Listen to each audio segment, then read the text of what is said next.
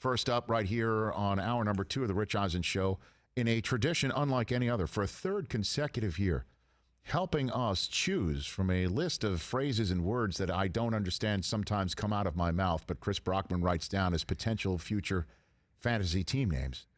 There's a list of 20 or 30 on your notepad? Oh, man, I've got 2 pages full. But we weeded it down to a final 8, an elite 8, if you will, for our next guest to, once again, for a third consecutive year, help us name our fantasy team. Actor and noted fantasy football expert Paul Rudd, friend of the program. How are you, Paul? Rich, thank you for calling me a fantasy football expert. If I was a fantasy football expert, I might have won one of these things after playing it for so many years, but I appreciate it. Well, let's go over your bona fides here, Paul. I'm so excited. What? Let's go over your let's go over your fantasy bona fides here, which might actually be a good fantasy team name. Your resume here. How many teams are you in this year, Paul? How many are you in this year? Too many. Too many. I every year I do this. I only ever really want to be in 1 to 2 teams. Yes. 2 leagues, right? Yes. But I have been in one forever, and then another one we did an auction, and I've been in that one forever. And so those are both big deals. But then there's a charity league, and I can't pass that up because it's for a great cause. Yes. And then I got and then so I'm in 5. Wow, Paul. Yeah. 5. That is too many. It's terrible, and I don't like. By the way, when you're in 5 leagues, you don't even enjoy it because, inevitably, yes. whoever you're playing yes. is you're also playing against in another league. I know, and so then you it got to kind of evens it all out. I know. So sometimes you got to declutter. You know what I'm saying? You've got to declutter, but you just I'm can't. a hoarder. You can't. What fantasy hoarder? Can you tell us your team names? Can you rattle them off right now? It's like asking Antonio Cromartie to name all of his children a few years ago right now, but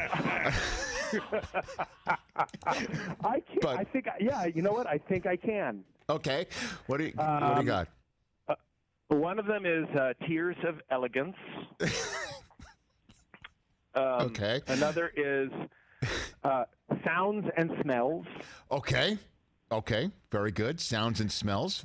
I like it. Sounds and smells. One of them is a floral moment.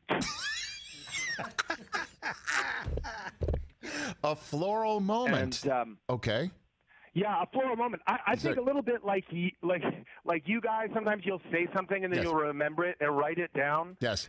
One time, months ago, this was months ago in lockdown when I was just watching so many of these home shows, home improvement shows, and they actually had a designer walking through this house, and he pointed to kind of a little, like a little cubby hole, like a little area set back. Yes.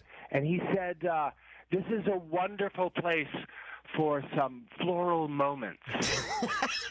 A floral moment, and I hated him. I hated him so much, and I hated that so much. That what? It doesn't even mean any floral moments. But you wrote it down. I hated it so much that it burned into my brain. I said, "Well, I'm just going to have to name a fantasy team." So you made a mental note. I made it singular. Okay. Yeah. All right. So those are your 3. That's 3. You got 2 more. So that's one of them. Yeah. Another one is Anadonia. Anadonia. Okay, that sounds very highfalutin. Yeah. Okay, I like that. It's a genuine condition, which is it's the inability that's right. to feel pleasure. That was the original title of Annie Hall, right, Paul? That's right. Okay, very good. You're absolutely right. Okay, very good. Wow. How about that? Look at me pulling things out. I'm a cinephile. I'm a cinephile. Not too shabby, Rich. Thank you. Thank you, Paul. And then, and then. There's a 5th one. It's okay. I have to change. I got one more, and I gotta change the name because. Is it Dench? Is it named after? It was PFRT, which is just that sound. Kind of like a fart sound. And I've had that a few times, and maybe I'll just keep it because if you're really trying to think of 5 new team names, Look, I know we all have a little more time on our hands these days, but that's just kind of sad. I'm a man. Okay. I'm like a past middle-aged man. Why don't I even do this? I understand, but because you love it, you can't quit it. So, Paul Rudd, you've just again perfectly, I guess, if you will, put out there for all of us to. You're the perfect man for this job, and every year we have come up with a list. It takes an entire year to compile them. We have 8 names that are up there. I would like to go one by one. You can take them in, eventually, all of them in. If you want to comment at some point, you can hold your applause to the end. It just depends on how you'd like to do it. But you could go ahead and tell me what you think, and then eventually we'll ask you to choose one from our fantasy team name. Does that work for you, please? Yeah. Okay, very good. Here we go. First up for Paul Rudd to choose here on the Rich Eisen Show. Is Gene Sterator's index card. I think it's self-explanatory, but if you recall, he used that index card to measure to see whether it's a first down or not. That's what we've got right there. That's number 1. Right. I like it. It kind of reminds me a little bit of the classic joke where the punchline is Kermit the Frog's index finger. But I don't need to tell you the joke. Well, here's another one from draft night in Tennessee with the craziness behind Mike Vrabel as he was drafting for the Tennessee Titans. Vrabel's Blue Man Group Circus. What do you think of this one? Is it long? Is it too wordy? What do you think? I think it's too wordy. I think you should lose circus. Okay. And it should just be Mike Vrabel's Blue Man Group. Okay. I think that does workshop it a little bit. A cleaner ring to it. Okay. Here's a third one. I think this was based on the fact that he likes changing quarterbacks. Is that what it was, Chris? Is that the context? So. Yeah, I believe so. Itchy Gruden trigger finger. Mm-hmm. All right, we'll place that one aside. Okay. 16-0, man. Thank you very much. Thank you like that. Next one was based on, I think, what was this, the Patriots? Because Brady and Gronk leaving. Oh, Brady and Gronk leaving. Yeah, Sad-faced Sully and Fitz. Okay. I'm appealing to your Kansas City love and Patriot dislike. Here's another one. I think I just, you know what it is? I just see the face.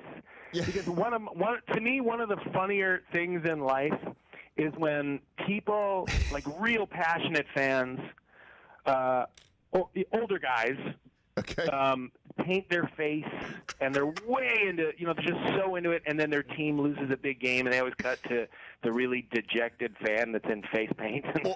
By the way, you might not be looking at a screen right now, but it's not an older guy, but it's definitely somebody who's face painted, looking dejected. And also, this adds a bit of elan, a little panache to it.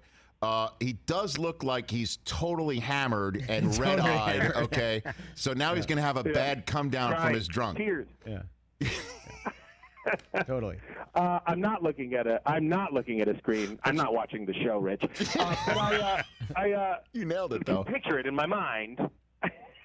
All right, so it's making me laugh. We're halfway home here. Based on his recent Instagram post where he bought mini cows, Jay Cutler's mini cow bubble, because he's quarantining with mini cows.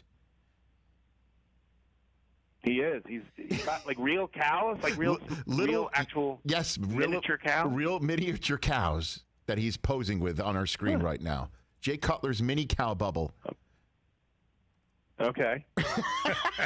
Okay. All right. 3 more to go, and I think we're going to finish up strong here. What inspired Whirlpool of Despair, Chris? Do we remember Whirlpool of Despair? No idea. But it sounds like it's up your alley here, Paul. I'll be honest. Mm-hmm. Okay. Yeah. I'll tell you, I do like that. It's got a little bit of an anhedonia thing to it, which appeals to my own disposition. It does? Okay. And as you can tell, Rich, clearly from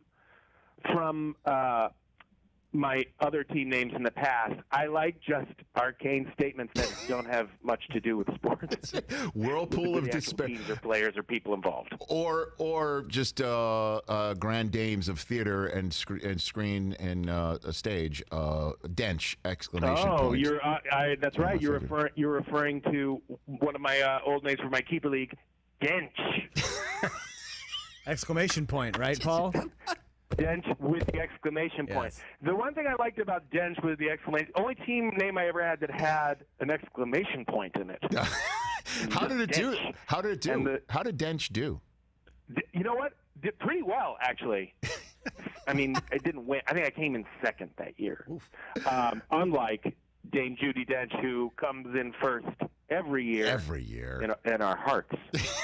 She's one of the coolest, most talented people on the planet, right? All right, here are the last two. Here are the last two, Paul. Let's finish maybe up. Not with cats. Go ahead. First, let's finish up strong. First cup of Garoppolo. I don't understand where that came from, but you wrote it down. First cup of Garoppolo. I think that's not too bad, actually. Okay. That's, there's something kind of fun about it. Okay. All right. First cup of Garoppolo is a possibility. It's cute. Okay. Here's the last one. And this might be, I don't want to influence, but this might be the winner. I just don't know. But this might be the winner. This was inspired off of my kids becoming addicted to Holy Moly, which I said the reason why they love it is, obviously golf, mini golf mixed up with a lot of physical comedy, the hilarity of Rob Riggle. And there's also a little shot of Tessitore, and that's the name, Little Shot of Tessitore. What do you think, Paul? Little Shot of Tessitore. That's pretty good, too. I like it. It's got a nice ring to it. Yes. And, and it's fun. He's involved in sports, but he's a little bit, he's not one of the players. I think that there's something nice about that. Mm-hmm. These are all there's some pretty solid ones in there. There's some that I think are easily disposable. So which one would you choose, Paul? I've had two names. I've had two names for teams. Okay. I tend not to go toward the players. I know a lot of people do, and we've chosen some of those in the past. Nice. I've had two teams in all of my fantasy sports leagues that have had players involved. One was in baseball many years ago, and he was on my team, and so the name of my team was Cuckoo for Cocoa Crisp. and then last year, that's a good one. I believe it was last year. Last year or 2 years ago, I had the name of my team was Carry On My Wayward Johnson. and that's a round of applause. Those are the only two teams I've ever had that had players involved. Yes. And they both did poorly. Okay. Not as well as Dench or Dench. If my sweet spot, Rich, what I like. Okay. And so I am going all in. Yes. On Whirlpool of Despair. Whirlpool of Despair. Paul Rudd has christened our team name. First time he did it, it was the touch of the Vermeil. We won it all. Last year, Man Spread Centerpiece, we finished DFL, but his Chiefs and Andy Reid finished first overall. Whirlpool of Despair is going to win this. Yeah. Let's do it, Okay, very good. Come on, we're mixing it up this year. We're going Whirlpool of Despair. There you go. I don't even remember why that came up with that. Me neither. We have no... Probably something pandemic, quarantine related. It might have been when I talked about my ex-wife or my marriage. So it was a whirlpool. Because that was a whirlpool of despair. It could have been that too. All right, very good. I love a floral. What was it again? A floral what that you got from like HGTV? A floral moment. This segment is kind of a floral moment in itself. I think I screamed at the TV. You mean flowers? Pretentious. Oh, man. Well, all right, Paul, thank you very much. I appreciate the time and the friendship. And, of course, again, the good luck that you have christened our team Whirlpool of Despair. Thank you, sir. Of course, good luck to you. Good luck to your season. Tell Kyle Brandt I said hello. You got it. He's coming up next. You the man. That's Paul Rudd, who I adore. America adores Paul Rudd. Who doesn't love Paul Rudd? Hey, you watched all the way to the end. Thanks for that. Watch more right here.